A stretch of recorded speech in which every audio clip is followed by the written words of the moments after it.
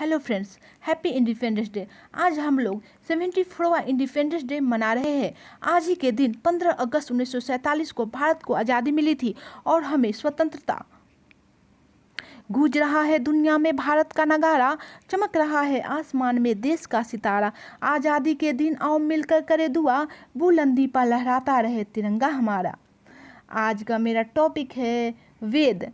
आज मैं वेद के बारे में डिस्कस करूंगी, लेकिन इससे पहले अगर आपने अभी तक मेरे चैनल को सब्सक्राइब नहीं किया है तो कर लीजिए। आप बेल आइकन को जरूर से जरूर प्रेस कीजिए ऐसे ही लेटेस्ट वीडियो को देखने के लिए। तो चलते हैं, शुरू करते हैं। फर्स्ट क्वेश्चन है, भारत का सर्वप्राचीन धर्म ग्रंथ है कौन है? तो वेद। बता दें कि हिंदुओं का प्राचीनतम ग्रंथ वेद है। वेद शब्द की उत्पत्ति संस्कृत के वेद धातु से हुई है। वेद का अर्थ होता है जानना या ज्ञानार्जन, इसीलिए वेद को ज्ञान का ग्रंथ कहा जाता है। वेद के 4 भाग है जो हिंदू धर्म के जड़ है या कह ले वह हिंदू धर्म के स्तंभ है।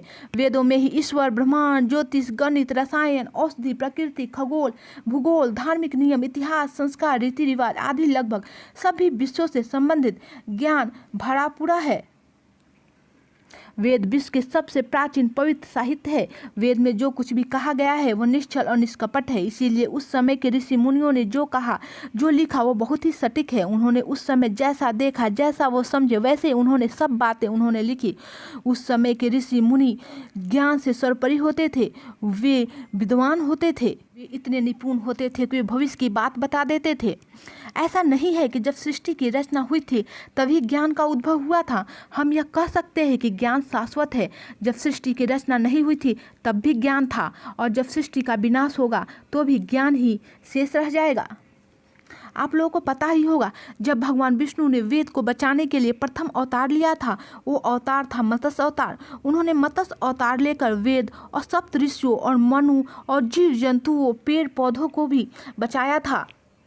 इसीलिए ज्ञान शाश्वत है, उसे किसी न किसी माध्यम से बचा लिया जाता है। उस समय प्रथम कल्प यानी अभी का 100 वर्ष के बराबर एक कल्प होता है। प्रथम कल्प में प्रलय आने वाला था, इसीलिए भगवान विष्णु ने मत्स्य अवतार लेकर वेदों की रक्षा की थी। भगवान मत्स्य जमुनाओं में सप्तऋषियों, मनु और वेद, पेड़ पौधों, जीव जंतुओं को लेकर जा रहे थे।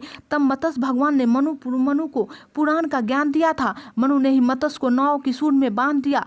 जब तक पुनः सृष्टि का निर्माण नहीं हुआ तब तक मत्स्य महासागर में ही तैरता रहा था।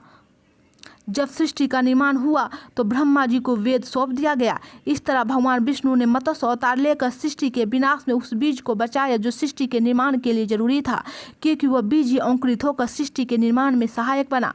अगर आपको ये वीडियो अच्छा लगे तो प्लीज़ लाइक कीजिए, सब्सक्राइब कीजिए और शेयर कीजिए। Okay, thank you.